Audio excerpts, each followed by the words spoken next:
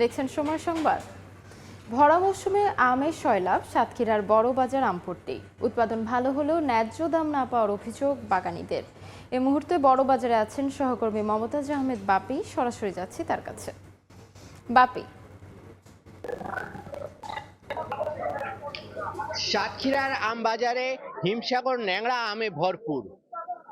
প্রচুর আম উঠেছে সাতক্ষীরার বড় বাজার আম পট্টিতে, কিন্তু ক্রেতা নাই বলে জানিয়েছে ব্যবসায়ীরা। একই সাথে তারা চাষিরা জানিয়েছে যে তাদের যে আমের যে উৎপাদন খরচ, সেই উৎপাদন খরচই তাদের উঠছে না। এখন বাজার দর অর্ধেকে নেমে এসেছে। এবার চাষিরা আমাদেরকে জানিয়েছে তাদের উৎপাদন খুবই ভালো হয়েছে, তবে কোয়ালিটিতে আমের সাইজ একটু ছোট হয়ে গেছে। এই কারণে বাজার দর পাচ্ছে না বলে জানিয়েছে।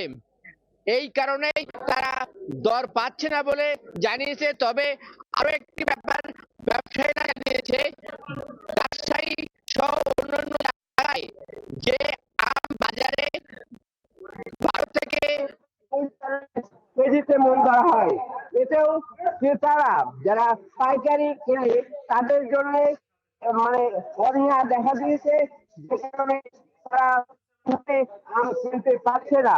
তারা যে কোয়ালিটির আম রয়েছে সেই কোয়ালিটি সম্পন্ন আম তারা সর্বোচ্চ সেইভাবে আম কিনতে পারছে না।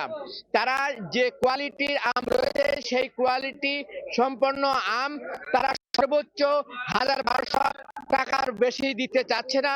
এতে করে চাষিদের উৎপাদন খরচই উঠছে না।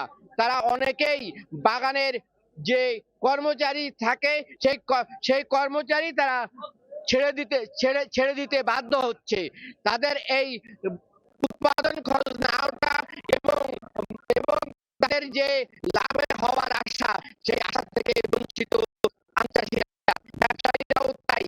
আমাদের এই সুমিষ্ট আম সাতক্ষীরায় সর্বপ্রথম হয় বলেই কিন্তু এত আগ্রহ থাকে সাতক্ষীরার আমের। এই ছিল সাতক্ষীরা থেকে সর্বশেষ। সাতক্ষীরা থেকে সরাসরি যুক্ত ছিলাম।